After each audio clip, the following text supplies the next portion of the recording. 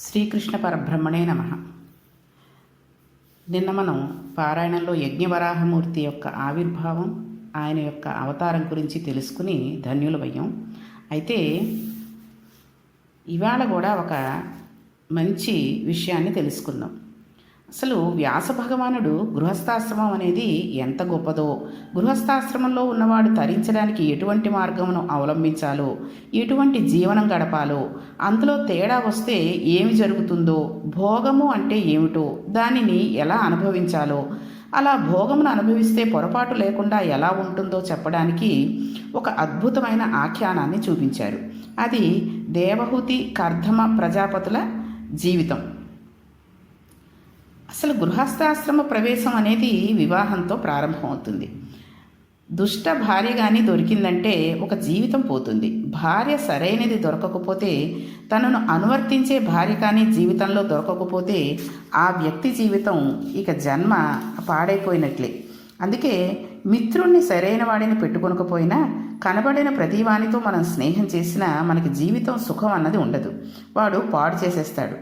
అందుకనే కుపుత్రుడు, కుభార్య, కుభోజనం, కుమిత్రుడు అనేవి ఈ నాలుగింటి వలన వ్యక్తి జీవితంలో చాలా నష్టం జరుగుతుందని వ్యాసుడు దేవి భాగవతంలో నిరూపించాడు. కుపుత్రుడు అంటే మంచి పుత్రుడు కాని, పుత్రుడు సరిగా లేడనుకోండి, తల్లిదండ్రులకి ఎంత బాధో, అతడు పాడైపోయాడు, ఎలాగ మళ్ళీ మామూలుగా వస్తాడు అని వీళ్ళు కొట్టుకుంటారు తప్పితే వాడు మారడు.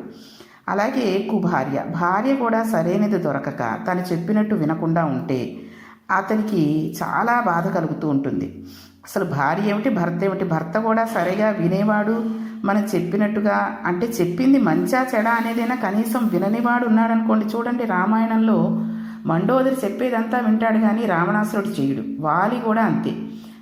అందుకని అలాంటి భర్తలు దొరికినా, అలాంటి భార్యలు దొరికినా వాళ్ళ జీవితాలు నాశనమైపోయినట్టే. కుభోజనం, మంచి భోజనం లేకుండా ఆకలితో ఉన్నప్పుడు మనం భోంచేద్దామని కూర్చుంటే ఆ పదార్థాల్లో ఉప్పో కారమో ఎక్కువైపోవడమో, చప్పగా ఉండడమో అలాంటిది దొరికిందనుకోండి, ఆ భోజనం చేసినా కూడా దండగే, మనకి ఆ భోజనం చేయలేం కూడా.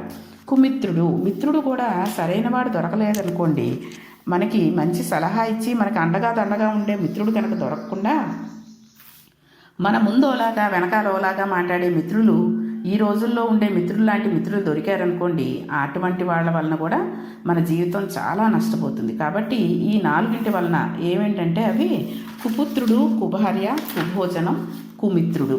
ఈ నాలుగింటి వలన కూడా వ్యక్తికి జీవితంలో చాలా నష్టం జరుగుతుందని వ్యాసుడు దేవి భాగవతంలో నిరూపించాడు. ఇక భాగవతంలోకి వస్తే, స్వయంభూ అయిన చతుర్ముఖ బ్రహ్మగారు కొంతమంది ప్రజాపతులను సృష్టి చేశాడు. అటువంటి ప్రజాపతుల్లో కర్ధమ ప్రజాపతి ఒకరు. ఆయన మహాయోగి పుంగవుడు. అటువంటి కర్ధమ ప్రజాపతిని సృష్టి చేసిన పిదప ఆయనను బ్రహ్మగారు పిలిచి ఒక మాట చెప్పారు.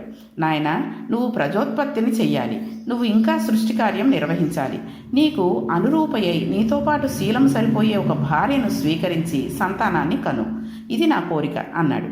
ఇది బాహ్యం నందు కర్ధమ ప్రజాపతి జీవితం. మనం అర్థం చేసుకుంటే ఈ మాటను మన తల్లిదండ్రులు కూడా అంటారు. మన తల్లిదండ్రులు పెళ్లి చేసుకున్నది దేని కొరకు? గృహస్థాశ్రమం ప్రవేశించి బిడ్డలను కనడం కొరకు. బిడ్డల్ని కన్న తర్వాత ఆ సంతానం కూడా తర్వాత గృహస్థాశ్రమంలోకి ప్రవేశపెడతారు. తన కొడుకు కూడా ఒక యోగ్యమైన స్త్రీని చూసి వివాహం చేసి కోడలుగా తెచ్చుకుంటారు. తను ఎలా బిడ్డల్ని కన్నాడో అలాగే తన కుమారుడు కూడా బిడ్డల్ని కనాలి. ఎందుకంటే మనకి జన్మ చేత 3 రుణాలు ఉంటాయి.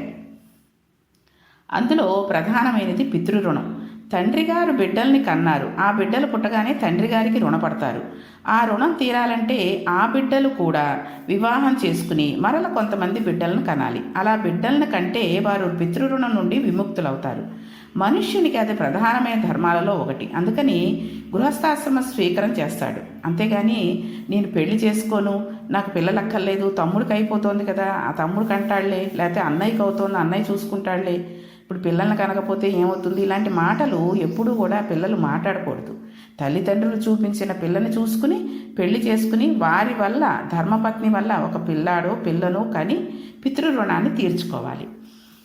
కర్ధమ ప్రజాపతితో చతుర్ముఖ బ్రహ్మగారు, నువ్వు కూడా వివాహం చేసుకుని సంతానోత్పత్తిని చేయవలను అని చెప్పారు.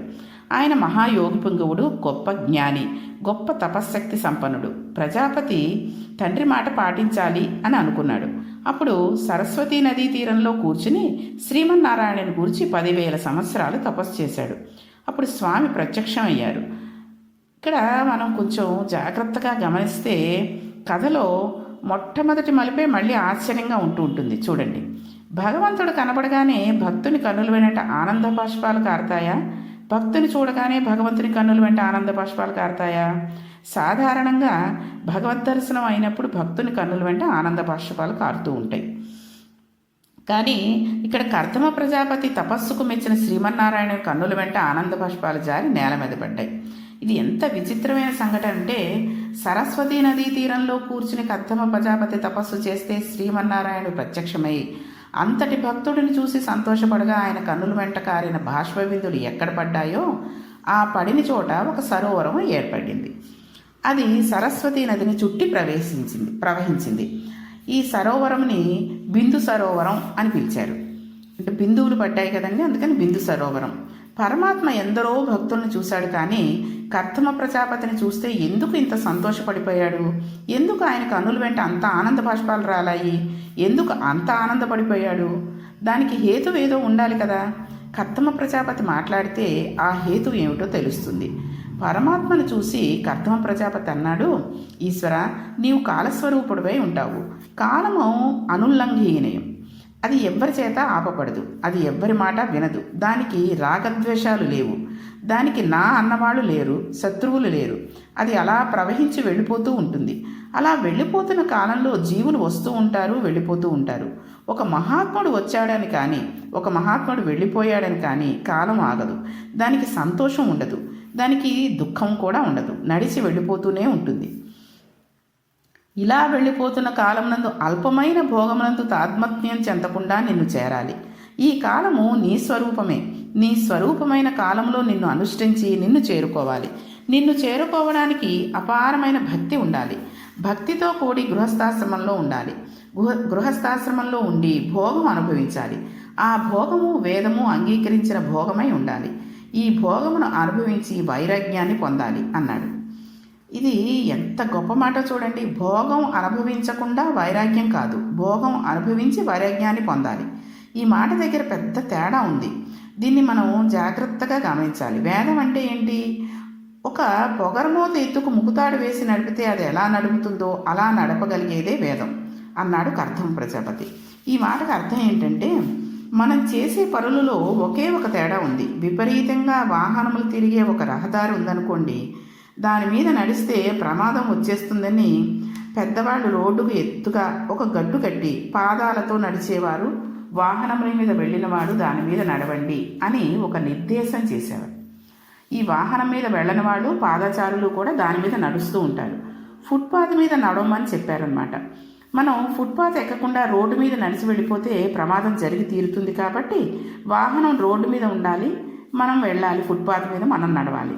ఇలా మనం సంసారంలో ఉండాలి. గృహస్థాశ్రమంలోకి సంసారం నందు ప్రవేశించి తీరాలి. కానీ వేదం ఏ భోగమును అంగీకరించిందో ఆ భోగాన్ని అనుభవించాలి. ఇక్కడ మీకు అర్థమైంది అనుకుంటున్నాను. అంటే మనకి ప్రమాదం జరగకుండా సంసారం, అంటే ప్రమాదము అంటే మనం మానసికంగా భగవంతుడి నుంచి విడిపడకుండా గృహస్థాశ్రమం చేసుకుంటూ మన జీవితాన్ని నడిపించాలి. ఫుట్పాత్ మీద ఉండి నడుస్తూ ఈ వాహనాలు అంటే కామం, క్రోధం ఇలాంటివి మదమత్సరాలలోకి అనేటువంటి వాహనాలు మనల్ని గుద్దుకోకుండా ఫుట్పాత్ మీద నడుస్తూ జాగ్రత్తగా సంసారం చేసుకుంటూ జీవితాన్ని ముందుకు సాగనివ్వాలి అని అర్థం వస్తుంది. కూతురు సత్ప్రవర్తన చేత తండ్రి కూడా తరించిపోతాడు. సీతమ్మ తల్లి సౌశీల్యత చేత జనక మహారాజు గారి భార్య తరించారు. మగపిల్లవాడి సత్ప్రవర్తన కలిగిన వాడై గయాక్షేత్రముకి వెళ్ళి తద్దినం పెడితే తండ్రి తరిస్తాడు. కొడుకు తన తండ్రిని మాత్రమే తరింపజేస్తాడు. తన మామగారిని పురుషుడు తరింపజేయలేడు. కానీ ఆడపిల్లకు ఉన్న గొప్పతనం ఏంటంటే ఆమె ఉభయ వంశాలను తరింపజేస్తుంది. ఇది మగవాడు చేయలేడు. ఆడపిల్ల ఇక్కడ పుడుతుంది, కన్యాదానం చేసి పంపిస్తాం. పంపించిన తర్వాత వేరొక ఇంటికి కోడలవుతుంది. ఆమె సౌశీల్యం చేత, ఆమె నడవడి చేత అటు అత్తవారి వంశము ఇటు పుట్టింటి వారి వంశము ఉద్ధరిస్తుంది. అలా ఇద్దరినీ ఆడపిల్ల మాత్రమే ఉద్ధరించగలదు, మగపిల్లవాడు అలా ఉద్ధరించలేడు.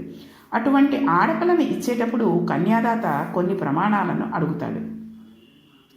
ధర్మేచ, నీవు ధర్మం చేసేటప్పుడు ఈవిడిని ఉపకరణంగా తీసుకోగలవా అని అడుగుతాడు. మీ ఇద్దరూ కలిసి ధర్మపదమునందు చరించాలి అని పాణిగ్రహణం చేయిస్తాడు. పాణిగ్రహణంలో వధూవరులు అరచేతితో వేళ్ళు కూడా బాగా తగిలేటట్టు పట్టుకోవాలి. అలా పట్టుకుంటే కొడుకులు కూతుళ్ళు పుడతారు. చెయ్యి పట్టిస్తారు పెళ్ళైన తర్వాత. ఈ రెండు చేతులు ఏదో వేళ్ళ దగ్గర ఇలా షేక్ హ్యాండ్ ఇచ్చుకున్నట్టు మామూలుగా దూరంగా తెలియని వాళ్ళతో ఇచ్చుకున్నట్టుగా మాత్రం చేస్తే అది తప్పు. కాబట్టి మొత్తం చేతులు రెండు అరచేతులు వేళ్ళు తగిలేటట్టుగా కనుక చేసుకుంటే కొడుకులు కూతుళ్ళు పుడతారు. ఒకవేళ వేళ్ళు మాత్రమే తగిలితే ఆడ సంతానం పుడుతుంది. అరచేయి ఒక్కటే తగిలి మంత్రం చెబుతున్నప్పుడు వేళ్ళు తగలకపోతే కొడుకులు మాత్రమే పుడతారు. పాణిగ్రహణమునందుకు అంత రహస్యం ఉంటుంది. అందుకే పాణిగ్రహణం చేసేటప్పుడు వధూవరులు అరచేతితో వేళ్లకు తగిలేటట్టు మొహమాటం లేకుండా బాగా రాసి పట్టుకోవాలి. మనం చేసే పనిలో ప్రతి దాంట్లో ఒక ధర్మం ఉంటుంది, ఒక పవిత్రత ఉంటుంది. అంతేగాని దేనినో ఏదో వేదం చేద్దాము, ఆడంబరం చేసుకుందాము అని ఈ పనులు చేయరు. కాబట్టి ఈవిడ నీకు ధర్మపత్ని. అర్థేచ, అర్థమునందు ఈవిడిని దాటకుండా ఉండాలి. ఇక్కడ అర్థము అంటే డబ్బులు కాదు. హృదయక్షేత్రం నుండి పురుషుని తేజస్సు కదులుతుంది. ఆ తేజస్సును బయట ఎక్కడా నిక్షేపించడానికి వీలులేదు. దానిని కేవలం తన ధర్మపత్ని అందే నిక్షేపించాలి. అది ధర్మబద్ధమైన కామం. దానివల్ల కలిగిన అర్థం ఏమిటి? మళ్ళీ తానే ఆమె కడుపు నుండి కొడుకుగా వస్తాడు. అందుచేత నీవు ఉద్ధరింపబడడానికి నీకు మా అమ్మాయిని ఇస్తున్నాను అని వరునికి అమ్మాయి తండ్రి చెప్తాడు. ఇప్పుడు భారతీయ సంప్రదాయంలో భార్య దేని కొరకు? తాను ధర్మమునందు నడుచుట కొరకు. భార్యాభర్తలు ఇద్దరూ ధర్మ మార్గంలో నడవాలి. ఇద్దరూ ఒకరిని ఒకరు ఉద్ధరించుకుంటూ ఉండాలి. అలా నడవడమే సంసారం. అంతేగాని నీ వాళ్ళు ఇలా చేశారు పెళ్లిలో, నా వాళ్ళు ఇలా చేశారు, నీకు ఇంకా ఇలా ఉంది, నీ వల్ల ఇలా అవుతోంది అనేటటువంటి తప్పుడు మాటలు కానీ తప్పుడు పనులు కానీ ఎట్టి పరిస్థితుల్లో భార్యాభర్తలు చేసుకోకూడదు.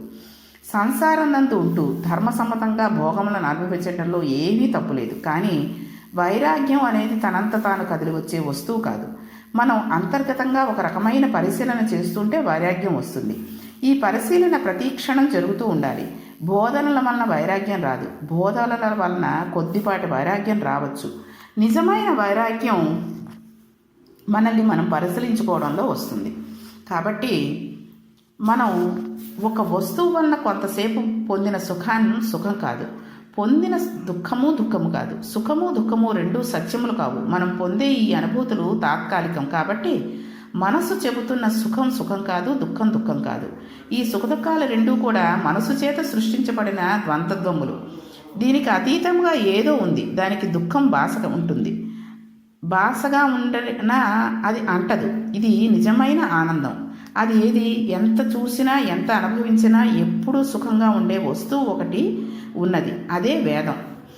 అది వేదం ఏం చెప్తోందంటే, ఏది అని వెతకడానికి దీనిని మొదలెడితే దానిని వైరాగ్యం అంటారు. ఈ వైరాగ్యం భోగంలోంచే రావాలి. భోగంలోంచి రావడం అనేది చాలా కష్టం.